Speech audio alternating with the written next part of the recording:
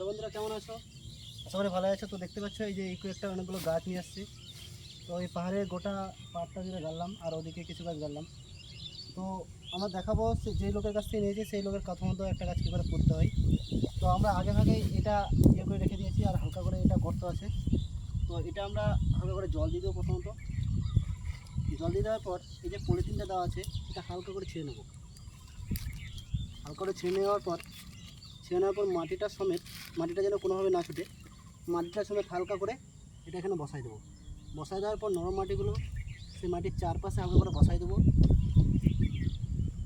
বসাই দেওয়ার পর হালকা করে মাটি দিয়ে দেবো। মাটি দেওয়া কমপ্লিট হয়ে গেলে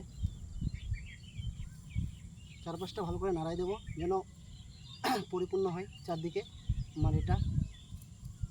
আর তার সাথে শেষমেশ এই যে খুঁড়িটা রেখেছি এই খুঁড়িটার সাথে বেঁধে দেবো যেন গাছটা উপরে না যায়। গাছটা উপরে গেলে এই নিচের শিকড়গুলো যেগুলো আছে ওগুলো হালকা করে নরম হয়ে যাবে। এই গাছটা হালকা করে এভাবে তারপরে বেঁধে দেবো। এটা একটা সাপোর্ট থাকবে। তো গাছটা কমপ্লিট হয়ে গেলো গাড়া, এভাবে উপরে উঠবে, পরিবেশে ভারসাম্য বজায় থাকবে।